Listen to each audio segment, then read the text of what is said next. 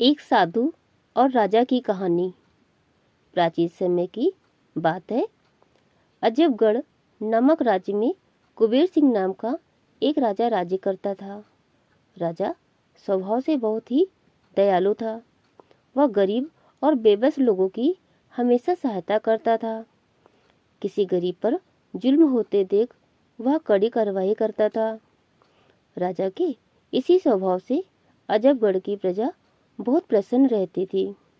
राजा की भी एक ही इच्छा थी कि वह अपनी प्रजा को हमेशा खुश रख सके।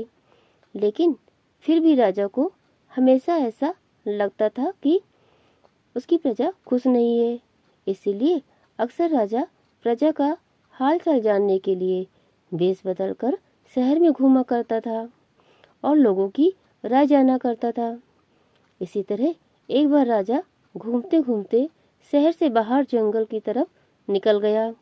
राजा के सभी साथी पीछे रह गए और वह एक जंगल में भटक गया। राजा ने अपनी चारों तरफ देखा, कोई दिखाई नहीं दिया। वह भूख से व्याकुल था और शाम भी होने वाली थी। तभी राजा को एक ऋषि की कुटिया दिखाई दी। कुटिया देखकर राजा की जान में जान आई। उसी समय राजा ने रात वहीं व्यतीत करने का फैसला किया। जब राजा ऋषि के आश्रम पर पहुंचा तो वहां पर एक ऋषि तपस्या में लीन थे और चारों तरफ बहुत ही सुंदर वातावरण था। चिड़िया चहक रही थी, पेड़ों से रस भरे फल लटक रहे थे और वातावरण बिल्कुल शांत प्रतीत होता था। राजा ने घोड़े से उतरकर ऋषि के समीप जाकर प्रणाम किया।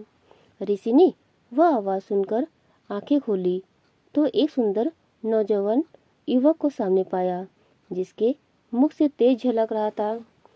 राजा को देखकर ऋषि सब कुछ समझ गए।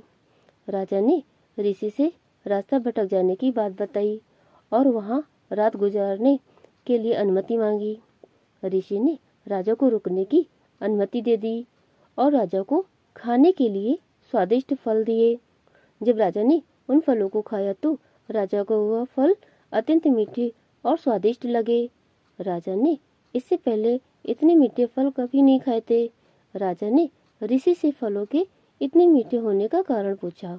राजा की ये बात सुनकर ऋषि ने कहा, यहाँ का राजा दयालु और न्यायप्रिय होगा। वह गरीबों की सहायता करता होगा। वह प्रजा के दुख दूर करने वाला होगा, इसीलिए ये फल इतने मीठे हैं। लेकिन राजा को इन सब बातों पर यकीन नहीं हो पा रहा था, पर राजा इन बातों को झुठला भी नहीं पा रहा था। इसीलिए राजा ने निरीक्षण करने का निर्णय लिया। सुबह होते ही राजा शहर की तरफ निकल पड़ा और राजधानी में वापस पहुंचने के बाद उसने अत्याचार करना शुरू कर दिया। उसने प्रजा पर कर बढ़ा दिए। अब राजा गरीबों को परेशान करने लगा। पूरे राज्य में हाहाकार मच गया। ठीक एक महीने बाद राजा फिर उसी जंगल में उस आश्रम पर जा पहुंचा। जब राजा ने उस आश्रम को देखा तो वह भौचक्का रह गया, क्योंकि जहाँ पर पहले पेड़ हरे भरे थे वह सब पेड़ सूख रहे थे, फलों में कीड़े लग रहे थे, चिड़िया सीख रही थी। तभी घोड़े की आहट पाकर ऋषि अपनी कुटिया से बाहर आए और राजा को बिठाया। ऋषि ने राजा को ताजी फल खाने के लिए दिए। जब राजा ने फलों को खाया तो उसका पूरा मुंह कड़वाहट से भर गया। राजा ने ऋषि से फलों की कड़वाहट का कारण पूछा। राजा की बात का जवाब देते हुए ऋषि ने कहा, अब यहाँ का राजा बदल गया है, जो प्रजा को दुखी करता है और प्रजा में कड़वाहट फैलाता है। इसीलिए सभी फलों का स्वाद कड़वा हो गया है। ये सब देखकर राजा बहुत प्रभावित हुआ और ऋषि को प्रणाम कर वापस लौट आया। राजा ने अगले दिन से ही पहले जैसा राज्य चलाने लगा। वह फिर से लोगों की सहायता करने लगा और उसके बदलने से फलों और प्रकृति में फिर से स्वाद आ गया और प्रजा फिर से सुखी रहने लगी। आशा करते हैं आप लोगों को ये कहानी पसंद आई होगी।